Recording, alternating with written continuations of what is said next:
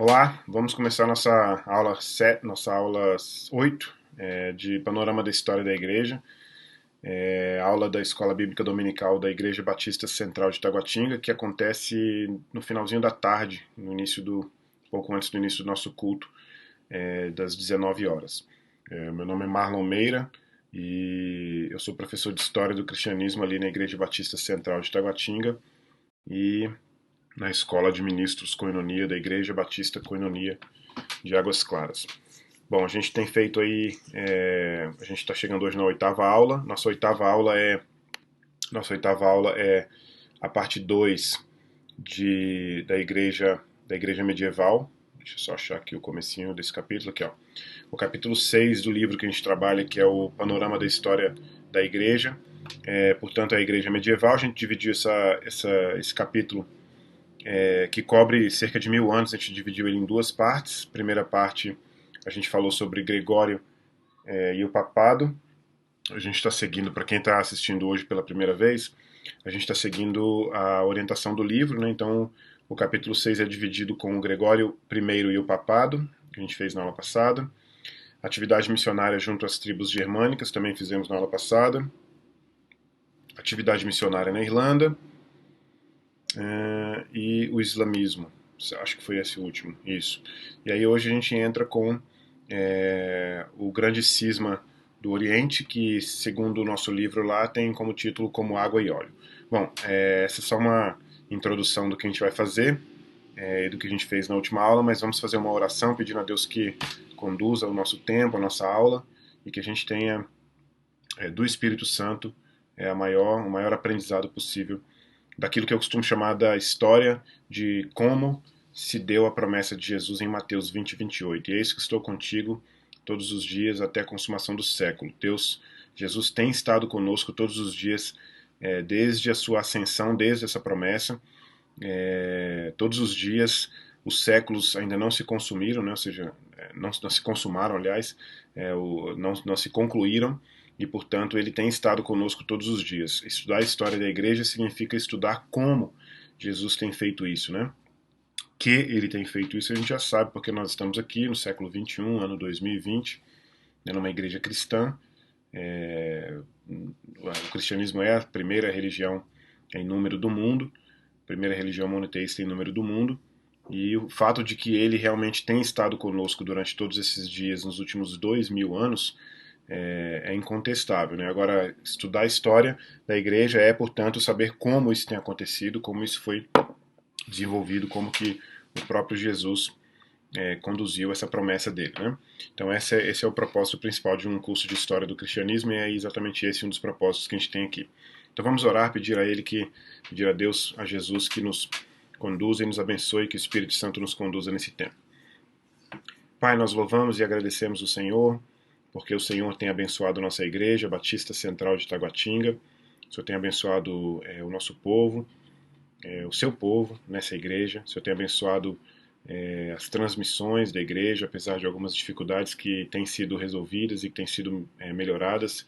Te agradecemos porque o Senhor tem abençoado, inclusive, as classes de EBD, inclusive com as dificuldades também, às vezes, de transmissão, como eu mesmo já tive.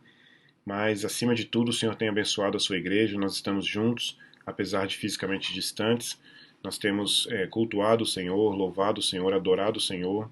E nós te pedimos que hoje, durante essa aula 8 da Escola Bíblica Dominical, do curso Panorama da História da Igreja, o Senhor, mais uma vez, seja glorificado, e que o Senhor Espírito Santo conduza esse tempo, nos trazendo à memória aquilo que temos aprendido e nos ensinando aquilo que ainda não aprendemos. Te peço que o Senhor me dê humildade, sabedoria, e te peço que o Senhor que o Senhor revele a mim, Senhor, o conhecimento, que a sua palavra diz que todo conhecimento está escondido no Senhor. Então te peço que o Senhor revele parte desse conhecimento a mim, para que eu, como professor, abençoe o seu povo, a sua igreja, o seu reino, nesse ministério para o qual o Senhor me chamou. Louvado seja o nome do Senhor, Pai. Em nome de Jesus. Amém. Então vamos lá, então, pessoal. Eu, eu separei eu separei esse capítulo em dois. Primeiro porque realmente é um capítulo que trata de um período muito longo, né, um período de cerca de 1000 anos. Segundo porque eu queria ter separado também um pedaço maior para falar sobre sobre a teologia escolástica, que a gente vai ver logo na frente. Aliás, eu até falei sobre as partes do capítulo que a gente viu na aula passada, mas não falei das partes que a gente vai ver hoje. Então a gente tem Como Água e Óleo, que trata do grande cisma do Oriente, né, de 1054. A gente tem também as Cruzadas, e aí a gente vem com a teologia escolástica católica romana, concluindo. Na verdade, tem um finalzinho que chama a Igreja às Vésperas da Reforma, que é um comentário também, que vai preparar o próximo capítulo, que é a Igreja da Reforma. Né? Então a gente tem esse pedacinho para concluir hoje, esse pedação, na verdade. Né? Sempre tem sido para mim, eu sempre tenho repetido isso aqui, sempre tem sido uma dificuldade, é uma falha minha como professor, já de tempos atrás, mas eu tenho tentado resolver essa falha, que é tentar sintetizar o máximo possível o conteúdo para que seja entregue o conteúdo no prazo, no período que é esperado. Mas é muita coisa para conversar e a gente sempre tem esse desejo, né, de conversar, de fazer um comentário a mais, de acrescentar. Então, esse pedaço é muito longo e eu não quis deixar esse capítulo inteiro para uma aula só. Né, então, dividi em duas. Então, a gente vai fazer essa parte hoje. A parte, obviamente, que deve ser considerada como mais importante para nós nesse período, ou nessa divisão do capítulo, é a parte da teologia escolástica, né? Eu acredito que seja realmente muito importante por uma série de razões, algumas pessoais, outras gerais mesmo, mas também a preparação da igreja para a reforma protestante, já que nós somos de uma tradição, da tradição da reforma protestante, como batistas que somos, né? Apesar de que esse curso é um curso que está aberto para qualquer pessoa que queira frequentar, que queira assistir, inclusive nesse tempo de aulas à distância, né, esse tempo de aulas sendo disponibilizadas principalmente no YouTube. Então, obviamente, está aberto para todo mundo, mas para nós que somos da Igreja Batista Central de Taguatinga, que somos batistas tradicionais, nós somos herança da Reforma Protestante. Né? Então, a gente tem esse ponto aqui do capítulo como muito importante também, apesar de que, é claro, na próxima aula que a gente vai tratar desse capítulo, né? Esse capítulo 7, a Igreja da Reforma, eu já coloquei até aqui, adiantei até aqui os subitens lá do material, apesar de não ter acrescentado nenhuma informação ainda, porque eu devo fazer isso na preparação da aula, como eu tenho feito, né? Mas eu acho que é isso, a gente tem um período aí bastante importante, que é o período da Idade Média. Eu, como historiador, eu me lembro quando eu estava na faculdade a gente tem algumas matérias que são, no curso de História a gente tem algumas matérias que são essencialmente de História, né, como por exemplo História Antiga, a gente passa pelos períodos, né, História Antiga, História Medieval, História Moderna, História Contemporânea, História do Brasil, é claro, dividido inclusive nas três, né, colonial, imperial e republicana. Mas enfim, o que eu quero dizer é que na época que eu estudei a Idade Média, Idade Média na faculdade, eu passei a ter a percepção que o historiador tem da Idade Média, que é uma percepção de que a Idade Média é tão valiosa quanto qualquer outro período, né? Do ponto de vista geral, né? É claro que cada cosmovisão, né? Eu, por exemplo, eu tenho a minha cosmovisão, então cada cosmovisão vai dar um pouco mais de atenção para essa ou para aquela, para esse ou para aquele período. Mas a Idade Média é fundamental. Eu tenho certeza, eu estou dizendo isso hoje, não disse isso na aula passada, exatamente por causa da escolástica que a gente vai falar hoje, né? Eu tenho certeza que um período que cria a escolástica é um período que deve ser levado em consideração com seriedade, né? A expressão Idade das Trevas é uma expressão que já foi descartada, já obviamente pelos historiadores sérios, é claro. É uma expressão que tem a sua razão de ser, porque afinal de contas os renascentistas viam na Idade Média um retrocesso comparado ao, ao, ao intelectualismo, vamos dizer assim, à intelectualidade do período da Antiguidade, né, da Idade Antiga, e aliás, por isso, consideravam, portanto, a Idade Média como Idade das Trevas, né? É claro que quem viveu durante a Idade Média não tem a menor ideia desse título, porque esse título é posterior, né? É de estudiosos posteriores à Idade Média, de estudiosos da época do Renascimento. Mas a Idade Média tem uma importância fundamental, no cristianismo por várias razões. Primeiro porque a Igreja Católica realmente teve um domínio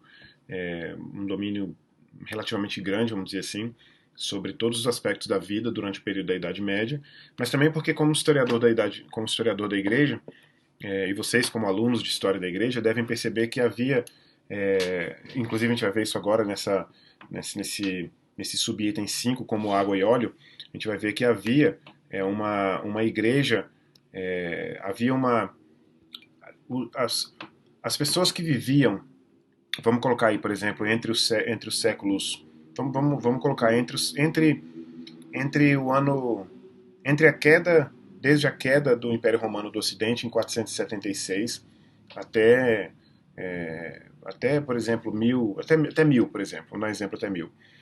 Não viam a Igreja Católica como duas igrejas, né, diferentes, como uma igreja ocidental e uma igreja oriental. Se viam como cristãos, como cristãos de uma igreja só, igreja cristã. Mas a gente, olhando hoje, a gente percebe que havia duas, a gente já vai começar falando inclusive sobre isso, das circunstâncias diferentes, havia duas, como é que eu posso dizer, perspectivas ou cosmovisões, ou enfim, havia circunstâncias diferentes para os dois setores da igreja, vamos dizer assim, né? E sendo assim, a gente pode dizer que essa separação, esse cisma, eu vou marcar aqui, esse cisma, a gente chama de grande cisma do Oriente, ou só grande cisma. Logo mais na frente a gente vai ver que existe um grande cisma do Ocidente. E aí quando você quiser separar os dois, você chama o do Ocidente de Ocidente. Não precisa chamar o do Oriente de Oriente, até porque o grande cisma não é do Oriente, é o grande cisma entre o Oriente e o Ocidente. E o grande cisma do Ocidente é né, intra-ocidental, dentro do Ocidente. Né? Mas o grande cisma de 1054, ou seja, do início do século XI, ele começa, na verdade, ele começa desde o século II, no mínimo, vamos colocar assim. Por quê? Porque a gente, na verdade, é bom explicar isso. Não que o cisma tenha começado no século II, né? A questão é que as circunstâncias diferentes já vinham desde o século II, já vinham desde o século I, na verdade, por causa da expansão do cristianismo. Mas eu estou colocando o século II especificamente para a gente ter a ideia da consolidação da expansão do cristianismo até o Oriente. Ou não o fim da expansão, no sentido de que não se expandiu mais para o Oriente depois desse período, mas uma consolidação no sentido de que não havia volta. Né? O cristianismo não era para ser confinado à Palestina, não era para ser confinado aos judeus, né? Não era para ser confinado a uma região qualquer, não era para ser confinado ao Império Romano. O cristianismo era para ser universal nesse sentido, e sendo assim, eu estou falando consolidou nesse sentido, né, de que não havia volta. Né? Então, desde esse período, já se pode dizer que havia circunstâncias diferentes que foram se desenvolvendo lentamente nesses 800 anos, 900 anos no mínimo, né? Até chegar ao grande cisma de 1054, que inclusive, ironicamente, assim, é uma culminância, na verdade, de uma série de coisas que é preciso contextualizar. Né? Não foi um ato isolado, né? O cisma de 1054 não é um ato isolado, né? Ele é uma culminância de várias características. Né? E essas características, essas circunstâncias são de ordem cultural, e é uma coisa muito importante que eu não sei se isso ficou muito claro, não deve ter ficado muito claro. Normalmente não fica muito claro no curso de História da Igreja e principalmente no curso de Panorama de História da História da Igreja. Mas essa diferença entre a influência grega no Oriente e a influência latina no Ocidente é algo muito importante. Não sei se você que está assistindo a essa aula hoje e que está assistindo a esse curso de Panorama da História da Igreja tem acompanhado comigo às segundas e quartas-feiras o curso de História do Pensamento Cristão, inclusive que a gente começou na semana passada, tivemos a primeira aula, hoje é dia 26, a gente teve a primeira aula na segunda-feira passada, dia 20, a segunda aula no dia 22, amanhã a gente tem a terceira aula, na primeira aula a gente teve uma introdução e a segunda aula foi para falar sobre o berço do cristianismo. Amanhã a gente vai falar sobre a teologia dos pais da igreja, o pensamento, a teologia dos pais da igreja. Então, inclusive, se você começar a assistir comigo, pode me procurar no privado não, porque aqui é o YouTube, né? Mas pode me procurar através do e-mail marlonmeira@gmail.com. sobre esse curso.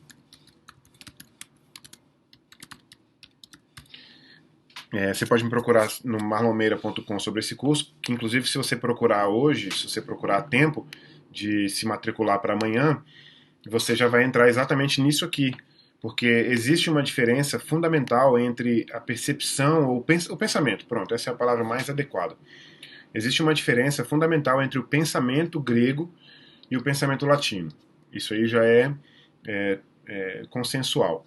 E sem dúvida, por causa disso, existe uma diferença também no pensamento grego da igreja oriental e no pensamento latino da igreja ocidental. Então, para citar um exemplo disso, para citar um desdobramento disso, é que a gente poderia chamar, de maneira irresponsável, mas pelo menos didática ou pedagógica, do pragmatismo latino, né, da especulação oriental, né? Então os gregos, os orientais, eu estou falando aqui agora no âmbito do pensamento cristão, né? Os gregos, né, os orientais, que tinham uma influência grega, e quando eu falo os gregos aqui, não estou falando da Grécia, né, dos gregos nascidos na Grécia, estou falando dos gregos em termos de pensamento, em termos de influência de pensamento, né? Os gregos tinham uma, uma, uma percepção muito mais especulativa, vamos dizer assim, da fé cristã, da teologia, das doutrinas, do que os latinos. Os latinos eram muito mais pragmáticos, muito mais simples. Tertuliano, por exemplo, é um grande exemplo de... Eu estou usando mais uma vez essa palavra de forma irresponsável, pragmatista, né? Pragmatismo, ou seja, Tertuliano foi muito mais pragmático em resolver, por exemplo, questões relacionadas à trindade ou à natureza de Jesus, as naturezas de Cristo, do que, por exemplo, o Oriente, que até meados da Idade Média ainda tinha discussões sobre questões trinitárias ou da Trindade, né? Então essa diferença de ordem cultural é fundamental, né? E ela começa já, obviamente, ela começa no século II, ela começa, como eu disse, no século I, com o avanço do cristianismo, ainda com os apóstolos. Obviamente se consolida com esse avanço, como eu disse, do ponto de vista de que não há mais volta, né, não há mais retorno, e há uma perspectiva grega, né, nessa região contrária, por exemplo, à perspectiva latina, né. Inclusive, uma característica que pode ser colocada nessa medida é a característica aristotélica mais grega, nesse sentido aqui do pensamento cristão grego ou oriental, e mais, eu até poderia colocar aristotélica barra tomista, claro que Tomás de Aquino é do século XIII, mas eu também posso colocar no setor latino, no lado latino, no ocidente, a gente pode colocar uma perspectiva mais platônica, agostiniana, né? Mas isso também é especulativo, de certa forma. Bom, demandas diferentes a partir da queda do Império Romano do Ocidente em 476 também são outras razões, ou dentro das circunstâncias diferentes entre o Oriente e o Ocidente. Então, por exemplo, quando o Império Romano do Ocidente perde o seu último imperador, Teodósio, se eu não me engano, preciso confirmar esse nome, mas se eu não me engano é Teodósio. Quando o Império Romano do Ocidente perde o seu último imperador, quando cai o seu último imperador, o Império Romano do Oriente continua com seu imperador, continua com sua política imperial romana do mesmo jeito. Abalada, claro, de alguma forma ou outra, porque as invasões que vinham deixa eu colocar, do Nordeste, né? Do Nordeste da Europa, Norte e Nordeste da Europa, alcançava também Constantinopla, né? Então, de certa forma não ficou idêntico, mas pelo menos continuou com o Império, continuou com o Imperador, né? Mas o Ocidente não, o Ocidente perde o Imperador, as invasões bárbaras são abrangentes em todo o Império do Ocidente, né? Todo o Império do Ocidente é fragmentado e tornado em pequenos reinos, né? Reinos menores, visigodos, ostrogodos, francos e assim por diante. E, portanto, há uma lacuna, e uma lacuna administrativa, política, né? E essa lacuna administrativa, política, inclusive militar, essa lacuna é coberta, é preenchida pela Igreja Católica, pela Igreja do Ocidente, pelos bispos do Ocidente, principalmente, é claro, pelos papas do Ocidente. Né? Daí, inclusive, a importância que o autor do nosso livro aqui, o James Ekman, dá, por exemplo, para o Gregório I, né? como, entre aspas, eu sempre gosto de colocar isso entre aspas, o primeiro papa nessa perspectiva mais de administração papal que a gente tem como modelo, né? que a gente vê como modelo. Mas até poderia dizer que o Papa Leão, antes dele, eu também esqueci o número do Leão aqui agora, mas o Papa Leão, antes dele, tem também uma, uma atuação administrativa abrangente a todo o Império Romano do Ocidente, ou pelo menos a todo não, mas a região principalmente da Itália, mas a região circundante de Roma, da cidade de Roma, mas também com abrangência para alguma outra parte do Império. Né? De qualquer forma, o que acontece é que as demandas diferentes são as demandas, né, de ordem administrativa, política, militar e, de certa forma, econômica e cultural também, porque quando os bárbaros vêm, cultural e também religiosa, porque quando os bárbaros invadem, a maioria dos bárbaros é cristã, mas é ariana, né? Então há uma demanda espiritual também, religiosa, para defender a fé nicena, para defender a fé ortodoxa, né? Se bem que usar essa palavra ortodoxa aqui é um risco, para não correr o risco de confundir com o Oriente, mas uma fé nicena, né, do Concílio de Nicéia, que era contrária ao arianismo, inclusive tendo considerado como herética, né, a doutrina ariana. Então tem essa demanda religiosa, há uma demanda também militar, porque afinal de contas não havia exército, já que o Império Romano havia sucumbido, não havia exército, né?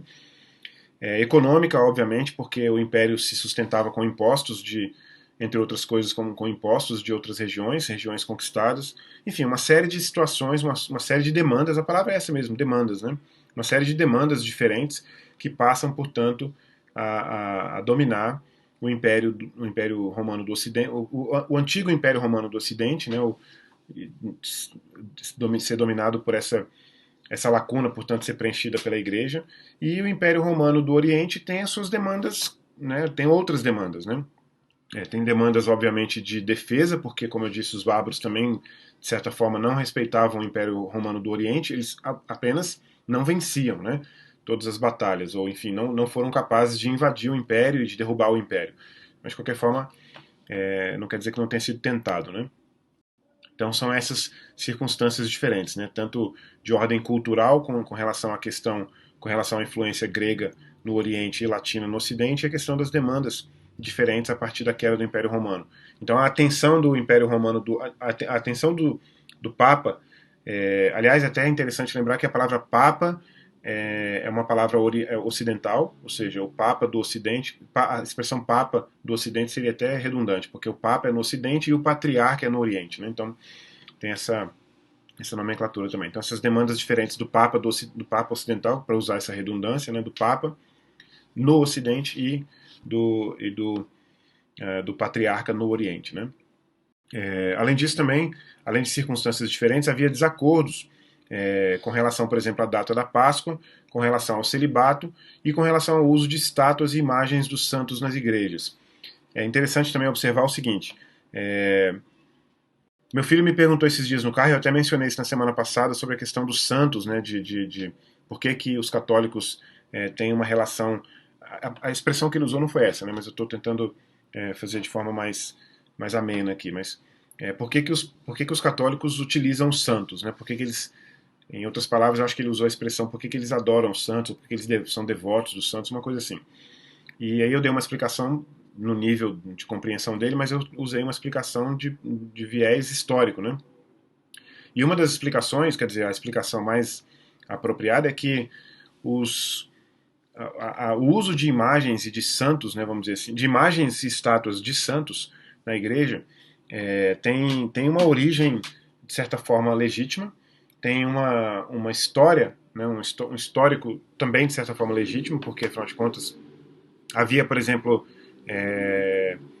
se eu não me engano, foi João Crisóstomo que diz que quando não tem como ler ou quando a mente dele atrapalha a leitura, ele vai para a igreja e ele é levado a adorar Deus por causa das imagens, né, que levam ele a adorar Deus. Então, ou seja, havia uma legitimidade na utilização das imagens. Há uma outra defesa dos santos, né, das imagens, aliás, que é dizer que se Deus se revela numa imagem, porque Jesus Cristo, como figura física, como ser humano, é uma imagem, então se ele se revela na imagem, e se ele se revela na imagem que somos nós, porque nós somos feitos à imagem e semelhança de Deus, então o uso de imagem não deveria ser por completo descartado. Agora, é claro que também há, legitimamente falando, uma preocupação em que isso não se desdobre na adoração da imagem em si, ou que isso não se desdobre na adoração do santo cuja imagem reflete ou remete, né? Então isso é uma coisa interessante. É claro que o desdobramento disso é outro, né? O desdobramento disso é realmente, é, eu não sei se geral ou se, inclusive pedagógico por parte da Igreja Católica, mas o desdobramento é outro, o desdobramento é da figura do santo ou da figura da imagem como tendo muito mais poder do que deveria ter, ou como tendo uma função diferente da original. Essa é uma forma também de dizer isso. Mas o uso de estátuas e imagens também, a questão dos iconoclastas, da iconoclastia, né? Ou seja, da rejeição às imagens que acontece no Oriente e que não acontece no Ocidente, né? Então, inclusive uma das razões pelas quais esse é um ponto interessante na história, né? A gente reclama de algumas coisas e essas coisas ruins elas ocasionam outras coisas positivas, né? Mas a invasão dos muçulmanos no Oriente levou, por exemplo, a que o Oriente, uma das razões, não a única, mas uma das razões para que o Oriente rejeitasse as imagens, porque é, os, os muçulmanos rejeitavam as imagens e criticavam o uso das imagens na igreja. Então, como forma de não dar combustível, vamos dizer assim, para os muçulmanos criticarem a igreja do Oriente, portanto, decide ou declara que o uso de imagens nas igrejas não deveria continuar. Mas é claro que isso não acontece no Ocidente. O Ocidente dá prosseguimento ao uso das imagens, que inclusive acontece até hoje, e portanto esse é um outro aspecto de desacordo, né? Uma outra característica também é de questões doutrinárias e teológicas. E aí, mais uma vez, a gente volta à questão da influência cultural grega no Oriente e latina no Ocidente. Né? Então, interpretações ou percepções doutrinárias acabavam sendo diferentes entre os dois setores da igreja. Havia, inclusive, como o caso da escola de Antioquia e da escola de Alexandria, e nas figuras, todas elas consideradas como hereges, de Nestório, Eutiques e Apolinário. Todos esses problemas foram internos ao Oriente, vamos dizer assim, do ponto de vista de questões doutrinárias e teológicas divergentes, né? Mas essa divergência acontecia entre o Oriente e o Ocidente também, como por exemplo a doutrina do Espírito Santo.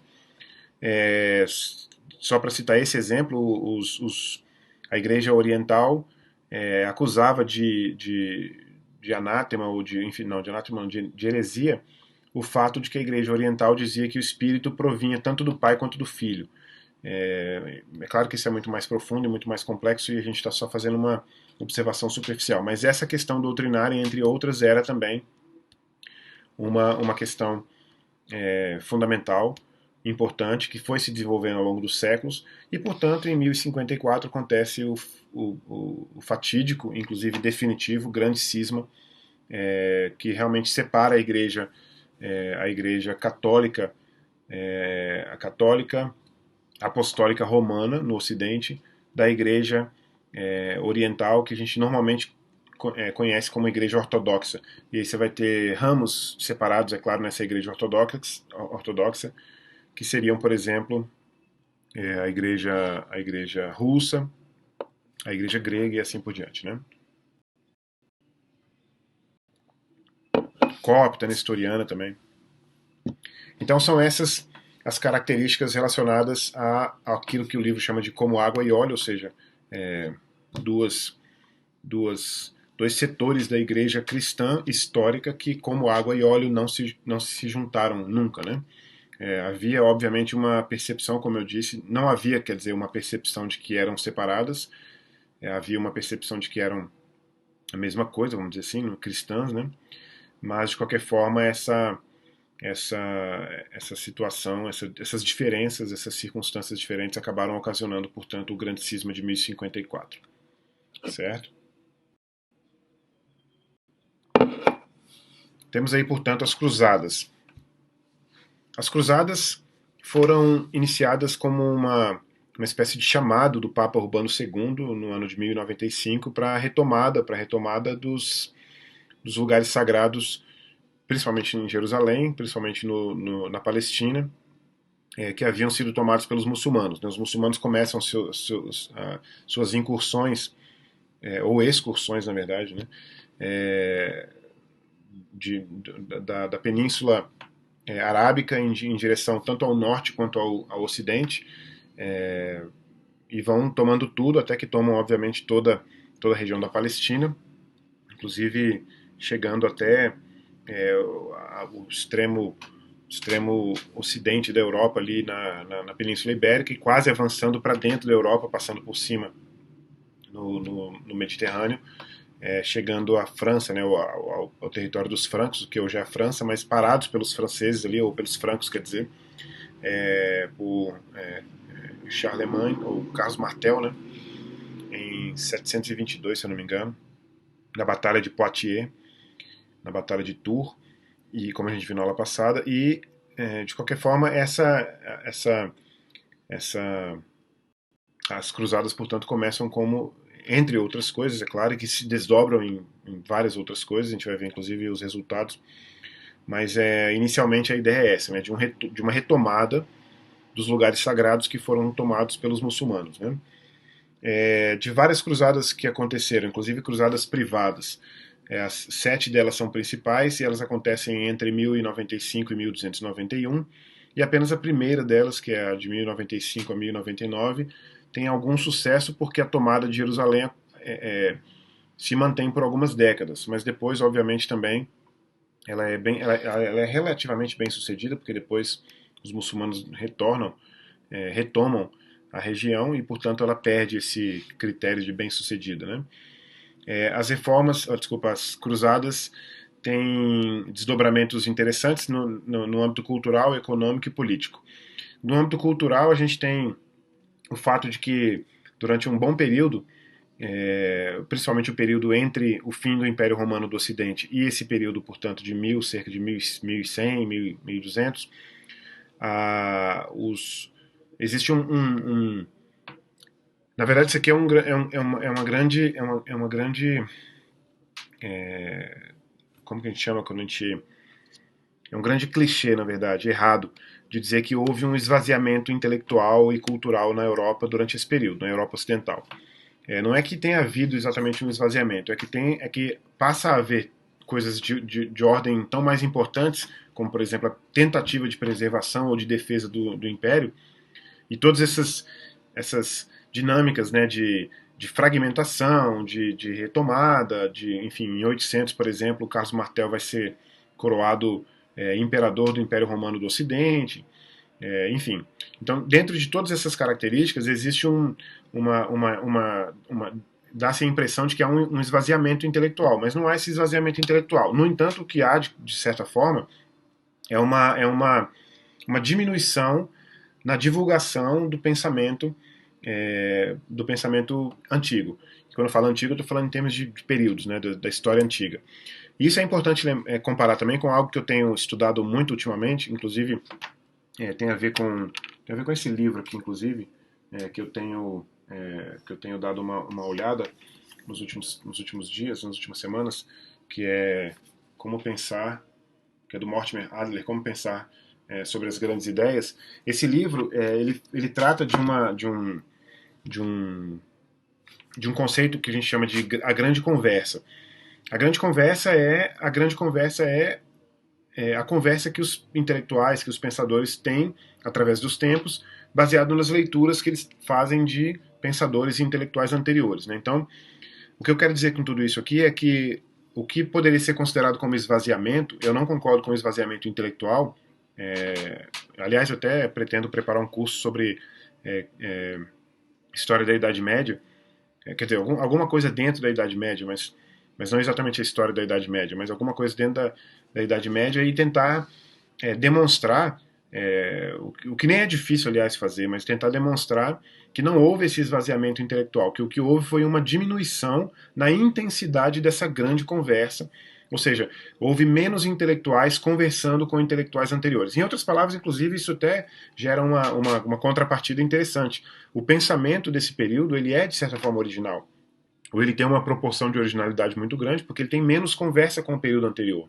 Então, quando você conversa menos com o período anterior e você cria os seus pensamentos, você tende a ter uma certa originalidade, né?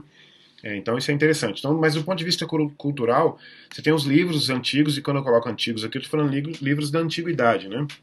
Livros escritos até meados do século VI, né? Até o ano 500, vamos arredondar, né? Até 476, a queda do Império Romano do Ocidente. Então você tem essa troca. E daí como que vem essa troca? Os muçulmanos, os árabes, na verdade, à medida que eles vão invadindo o Ocidente, eles vão encontrando textos, textos antigos, vão se afeiçoando com a filosofia grega, com o pensamento grego, com o pensamento antigo, com o pensamento latino, e vão traduzindo esses textos para o árabe, né, para serem utilizados e apropriados da forma que eles desejaram fazer lá, que eles fizeram, enfim. Tem que estudar essa história para entender como que isso foi feito. Mas o que acontece é que à medida que eles foram tomando posse desses textos, e esses textos não ficaram enclausurados, por exemplo, em mosteiros, como foi o caso do Ocidente, quando os cruzados retornam para a Europa, eles retornam trazendo esses textos. Né? E há, portanto, um renovo, vamos dizer assim, uma revitalização dessa grande conversa com os antigos. Né? Isso, obviamente, vai ser feito de forma mais intensa e diferente no Renascimento, porque, se bem que no Renascimento a diferença mais importante é que os textos em original grego e latino vão ser reencontrados, porque há uma diferença entre a tradução. Quando você traduz, por exemplo, do grego para o árabe, você tem algumas perdas muito importantes de conceituais. E quando você traduz do grego para o latim, você não tem perdas você tem perdas numa proporção menor. É claro que tradução sempre tem perda, né? Mas você tem perdas numa proporção menor. Então, estudar a filosofia antiga a partir dos textos árabes, se traduz o texto do grego para o árabe, e aí do árabe de volta para o latim ou para o grego, quer dizer, do árabe para o latim ou de volta para o grego, há uma perda muito maior, inclusive. Né? Uma terceira tradução, aliás, uma segunda tradução já seria uma perda maior. Agora, no Renascimento, o que acontece é uma redescoberta dos próprios textos originais, ou alguns originais, e, portanto, uma revisão dessa tradução ou desse conhecimento que depois vai acontecer no período vou arredondar aqui, de 1000 a 1500, dos ocidentais em relação aos textos antigos, que vem, por exemplo, das cruzadas. Né? Então, com as cruzadas há uma recuperação desses textos, mas a partir do árabe. Né? Nem todos, mas a partir do árabe. Então, esse é um aspecto também de troca, vamos dizer assim, ou de resultado das cruzadas. Agora, claro que eu estou falando aqui para o contexto da Europa, né? Contexto do Ocidente. A questão das roupas e dos alimentos também é uma questão importante, né? A questão costumes mesmo, né? A gente falando de cultura, então a gente está falando de costume. Do ponto de vista econômico, a igreja fica mais rica por causa da herança dos soldados mortos, que acabam sendo que as heranças acabam sendo dadas, se não todas, se não em toda a sua parte, mas em uma grande parte para a igreja e não para as famílias. Então isso aumenta a riqueza. Isso tudo tem que ser matizado, é claro, eu estou fazendo isso de forma superficial, mas de qualquer forma é um aspecto que aumenta a riqueza da igreja. Né? Não é nada que possa dizer que a igreja ficou rica com a morte dos soldados, mas de qualquer forma há uma proporção. E também uma nova classe média emerge a partir desse retorno, desse comércio que é feito, dessa troca. Né? Então você vai até o Oriente numa cruzada e traz de volta artigos para venda ou coisas desse tipo. Né? Então o comércio também é renovado e, portanto, uma classe média emerge. E os impostos cobrados pelos monarcas aumentam, portanto, o seu poder, e isso tem um aspecto político que é resultado dessas cruzadas. Né? Então as cruzadas têm essas características, apesar de, como eu sempre repito aqui, infelizmente de maneira muito superficial, mas também não é o objetivo aprofundar, porque é um panorama da história da igreja, mas de qualquer forma são essas cruzadas. Né? Muito bem. A gente entra agora num outro que também vai ser, infelizmente, superficial, mas que é importante, que é a teologia escolástica católica romana. Então a gente tem aí uma pergunta que o livro traz para a gente logo no começo desse subitem, que é a pergunta sobre a relação entre a fé e a razão. Eu acho que para nós, contemporâneos, né, é, cidadãos do século XXI, racionais por cultura, né, ou enfim, nossa cultura é racional de certa forma, a gente não tem dificuldade de entender que a fé e a razão são coisas que não precisam ser separadas, né? É claro que ainda existem algumas pessoas que procuram de alguma forma fazer essa separação por qualquer razão que seja porque tem medo de que a razão interfira o suficiente na fé que elimine a proporção de fé, seja porque acredita que a fé é tão irracional que ela não deveria se associar à razão de forma nenhuma, ou não seria possível que isso fosse feito. Mas de qualquer forma, é uma pergunta que sempre aconteceu. Né? A gente sempre teve essa pergunta, e a resposta que eu daria para essa pergunta, uma resposta muito imediata, seria de que a fé e a razão são âmbitos diferentes da mente, mas diferentes no sentido de que são separados. Né? Uma coisa não anula a outra, não quer dizer que porque eu tenha fé eu não possa ter razão, ou o contrário. Né? Eu até gosto dos exemplos mais simples que dizem, por exemplo, que só da gente sentar numa cadeira, por exemplo, a gente está exercendo fé, né? Porque a gente pressupõe que a cadeira vai sustentar o nosso peso, né? Então isso um exercício de fé. É lógico que a gente também não está falando de fé nesse sentido, porque a gente não está falando de fé em algo uma que tenha uma perspectiva de acerto ou de acontecimento, né? Sentar numa cadeira, por exemplo, teoricamente não pressupõe fé, porque a cadeira tem uma função e a gente está só tentando usar a cadeira para aquela função. Claro que a gente está falando de fé no metafísico, né? A fé no transcendente, a fé num Deus criador e assim por diante. Mas, de qualquer forma, a teologia escolástica trouxe a possibilidade, ou garantiu a possibilidade, que na verdade é antiga, porque ela é aristotélica também, então eu coloquei o aristotelismo aqui, mas trouxe, portanto, a possibilidade, ou trouxe a garantia da possibilidade de que a fé e a razão devem e podem agir de forma consensual. Né? Eu coloquei aqui uma observação sobre o aristotelismo, que é uma observação muito mais pessoal. Eu quero confessar aqui que, apesar de eu ter apreço pela escolástica e pela Idade Média, principalmente no aspecto da educação e, né, do entendimento e do pensamento, eu tenho limitações para enxergar aristotelismo e agostinianismo, né? Principalmente a diferença entre os dois. Mas o que eu posso dizer sobre os dois, até o que eu tenho alcançado, é que o aristotelismo é muito mais antropocêntrico e pragmático, e eu vou explicar isso agora num minuto, em comparação ao agostinianismo. E eu quero colocar isso da seguinte forma: talvez seja, talvez seja, talvez seja incoerente, mas de qualquer forma é assim que eu ainda vejo. Eu acredito, por exemplo, que a tradição escolástica dá muito mais atenção para as coisas do mundo, né, para as coisas do dia a dia, para as coisas práticas mesmo, para as coisas mais materiais do que o agostinianismo, que teria uma percepção muito mais metafísica, muito mais e não especulativa necessariamente, mas muito mais transcendente, vamos dizer assim, né? Muito mais divina, vamos dizer assim. Talvez essa seja uma das acusações do Martinho Lutero, por exemplo, a gente vai ver lá na frente, talvez.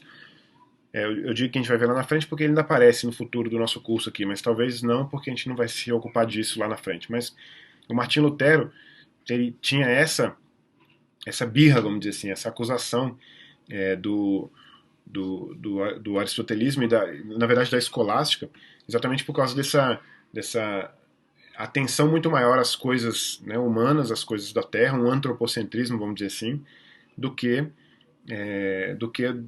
de fato um cristão deveria se ocupar. Então ele acreditava que a gente deveria se ocupar muito mais de Deus. Aliás, uma coisa importante sobre a racionalidade em relação a Lutero, e em relação a uma crítica de Lutero ao escolasticismo, à escolástica, é que a gente deveria estar livre para usar a razão e questionar qualquer coisa criada, mas que a gente não deveria ter permitir que essa permitir não deveria dar liberdade para que essa especulação, para que essa especulação invadisse o, o transcendente, né? Ou seja, Deus. Né? Então a gente poderia questionar qualquer coisa criada, mas não poderia questionar Deus. Né? E obviamente a escolástica não estava preocupada nesse aspecto. A escolástica estava preocupada em questionar qualquer coisa que fosse passivo de, de, de razoabilidade, de análise a partir da razão. E na verdade não era uma crítica no sentido de vamos criticar porque se estiver errado a gente abandona. Não. Eles eram cristãos honestos, fiéis, mas havia essa percepção de que a gente pode racionalizar sobre isso também, sobre praticamente qualquer coisa. Né? Então essa é mais ou menos uma ideia. Pragmático também nesse sentido, né? Muito mais da coisa vindo a beneficiar a prática, né? Ou a atuação mesmo no mundo, do que, no caso agostiniano, se bem que a gente pode encontrar uma filosofia política, ou seja, uma eu até poderia colocar uma palavra a mais, uma filosofia política normativa, né, no Agostinho, que também é uma coisa de trazer para a prática, de trazer para, né, o material, vamos dizer assim, trazer para a atuação. Né? Não sei se dá para entender o que eu acabei de dizer, porque é muito especulativo e assim, não é que eu esteja enrolando, não. De verdade, o que acontece é que é assim que eu vejo, por enquanto. Né? Eu tenho me interessado por escolástica, por escolasticismo, né, e por pensamento medieval. Até queria falar sobre educação liberal aqui, que não tem nada a ver com o que o nosso livro traz, mas o que eu queria dizer é que eu também tenho me interessado muito por educação liberal, inclusive tenho tentado conhecer o melhor que eu posso essas duas características que eu vou mostrar para você aqui agora em dois livros que eu estou tentando acrescentar também à minha lista de leituras aí dos próximos tempos. Deixa eu ver se eu não derrubo nada aqui. Que são os dois métodos principais da educação medieval, que são o trivium e o quadrivium. Então, mas o que eu quero dizer com tudo isso é que existia uma tradição educacional na Idade Média que era eminentemente aristotélica e que desdobra necessariamente num tomismo, a gente vai falar do Tomás de Aquino logo mais, que desdobra num Tomás de Aquino, aliás, logo mais não, tem que ser agora, né? A gente nem colocou o nome dele aqui, inclusive. Aliás, é até uma coisa que eu fiz de propósito, eu não coloquei dois nomes aqui, o Anselmo da Cantuária e o Tomás de Aquino, porque eu me preocupei muito mais com a escolástica em si, para não ter que se render a dois nomes apenas, do que fazer como o livro fez, de colocar dois nomes apenas. Mas também, citando os dois nomes, eu já estou citando o livro, né? Mas o que eu quero dizer é que assim, eu tenho uma curiosidade, um interesse muito grande pela forma de educação da Idade Média, que, como eu disse, é aristotélica, eminentemente aristotélica, mas também agostiniana, de qualquer forma, né? Porque não se pode rejeitar essas duas figuras, né, na Idade Média. O Agostinho, como a gente viu na aula do Agostinho, é um marco para a Igreja Católica, porque ele passa a ser, até Aquino, até o Tomás de Aquino, no século XIII, ele passa a ser a figura máxima da filosofia cristã nesse período. Né? Então é claro que não existia um abandono do agostiniano, do Agostinho ou do agostinianismo, mas o que eu quero dizer com a educação liberal é que isso precisa ser muito observado por nós cristãos, porque afinal de contas o ensino cristão durante a Idade Média é eminentemente liberal no sentido da educação liberal, das 7 artes liberais, e por isso que eu coloquei aqui uma ilustração com o trivium e o quadrivium, né? Ou seja, a lógica, a gramática e a retórica no trivium, por isso que vão 7 artes liberais, a aritmética, a geometria, a música e a cosmologia no quadrivium. E isso tudo tem um caráter cristão, sem dúvida nenhuma, né? Portanto a gente portanto tem a ver com a gente, né? Tem a ver conosco, certo? Bom, a questão do método também é uma coisa interessante, porque a gente não pode negar a lógica. Eu me lembro quando na faculdade tinha muitos embates, assim, teóricos, ou enfim, né, tinha muitos embates na faculdade, e a maioria dos embates eu tentava resolver com lógica, né? Ou seja, eu tentava resolver, por exemplo, dizendo que a gente não pode a gente não pode invadir os, o domínio da lógica só para colocar a nossa vontade acima de qualquer coisa, né? Então eu me lembro, por exemplo, de uma ocasião na faculdade que a professora trouxe um texto de uma autora pós-moderna, que dizia que não existia nenhuma regra, nada que fosse absoluto, não existia verdade absoluta e tal. E aí eu me lembro que a professora queria fazer a gente ler o texto como se fosse realmente importante para nós e como se fosse aquilo que ela acreditava, que ela acreditasse e que ela queria que a gente acreditasse também. E aí eu levantei exatamente a questão da lógica, né? Se não existe verdade absoluta, então essa própria frase, ou ela se entende como uma verdade, ou ela não se entende como verdade. Se essa frase não existe verdade absoluta é uma frase que propõe ser verdadeira, então como que ela pode ser verdadeira sendo que ela diz que não existe verdade absoluta? Eu não estou querendo entrar aqui no mérito específico do que era o texto, quem era o autor, inclusive até sei qual é o nome da autora, não quero entrar aqui nesse mérito. Inclusive é uma autora daqui da UNB de Brasília, mas o que eu quero dizer é que a gente não pode descartar a lógica e o método escolástico é o método da lógica, é o método dialético. Agora, essa expressão dialético também aqui, esse adjetivo, é um adjetivo que eu uso esse termo para falar sobre alguns conceitos, né, que são sequestrados, vamos dizer assim, por certas linhas de pensamento, né? E eu não acho nem um pouco saudável que a gente permita que alguns conceitos sejam sequestrados por algumas linhas de pensamento quando os conceitos são autossuficientes, né? Então, por exemplo, dialética não é nada para marxismo, né? Então, os marxistas, às vezes a gente usa a expressão dialético, né? Então dá aquele medo, aquele temor de que isso venha de alguma percepção marxista, mas não, dialético é um método, um método utilizado na Idade Média, um método utilizado na lógica, um método utilizado pelo escolasticismo, pela escolástica, que é um método, primeiro, para começo de conversa, é anterior a Marx, é anterior a Hegel, por exemplo, que inclusive talvez seja a fonte da dialética marxista.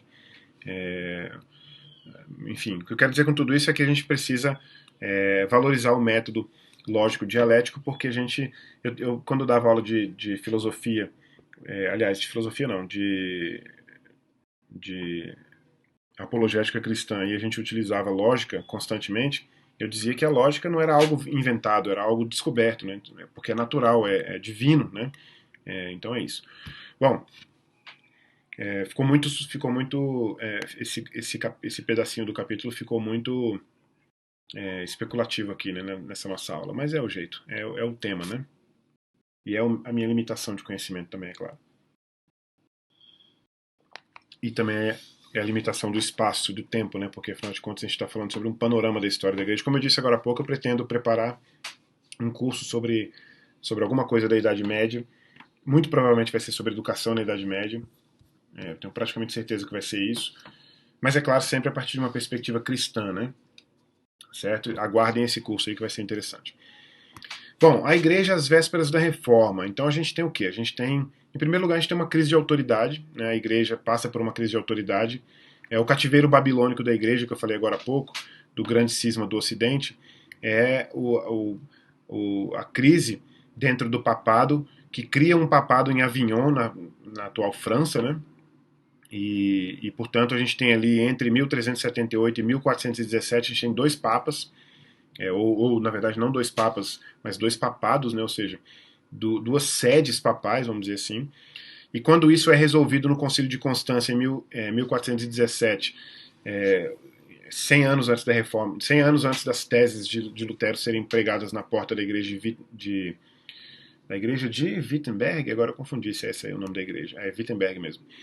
Mas o que eu quero dizer com isso é que isso não devolve para a Igreja Católica sua autoridade. A Igreja Católica passa por uma crise de autoridade, aliás, uma crise de autoridade importante, porque esse período aqui, não sei se você consegue associar esse período, mas deveria, esse é o período que já começa o Renascimento, né? E o Renascimento é um questionamento da autoridade papal, da autoridade da Igreja. Alguns questionamentos, inclusive, partem de dentro da Igreja, inclusive por isso que a gente tem o que a gente pode chamar de reformadores anteriores a Lutero, né? A gente tem a gente não pode chamar de pré-reforma, eu queria dizer que era pré-Lutero, né? Os reformadores não são, a reforma protestante não começa no Lutero. A reforma protestante tem o seu marco em Lutero, nem a culminância da Reforma Protestante é em Lutero, mas ou quer dizer, nem a culminância da Reforma Protestante é em 1517, apesar de ser talvez de poder ser encontrado em Lutero, mas a gente tem com certeza um, conjunto, um grupo de reformadores anteriores a Lutero. É bom lembrar também que a palavra que a gente usa é reformador e não reformista. E é bom lembrar também que a maioria deles, até Lutero, Lutero vai ser provavelmente o primeiro reformador que entende que não há como reformar a igreja e continuar dentro dela. Não há como reformar a igreja e se manter dentro dela, a igreja católica. E, portanto, vai haver uma separação, né, um outro cisma, vamos dizer assim, também irreversível. Né? Mas o que eu quero dizer também é que John Wycliffe, o Jan Hus, ou João Hus, aí as ortografias do nome variam, né? João, inclusive, e a Isabel ou Isabela de Castela, rainha de Castela na Espanha, que já começa uma reforma ali antes mesmo dos reformadores mais para o lado da Germânia, enfim, o próprio Lutero.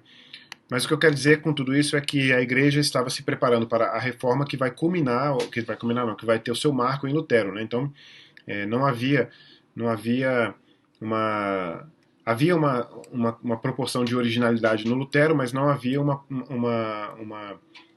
inovação, vamos dizer assim.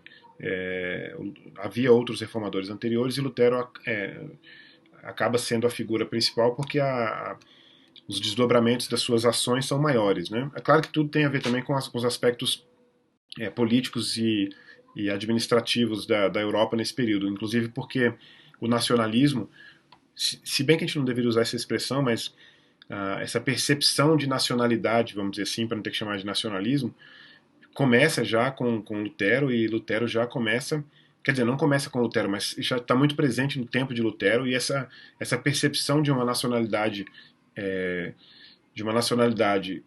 diferente de uma percepção de pertencimento, de pertença a um reino, ou desculpa, a um domínio católico romano, ajuda muito a obra e os desdobramentos do trabalho de Lutero, né? Então tem a ver com isso também, certo?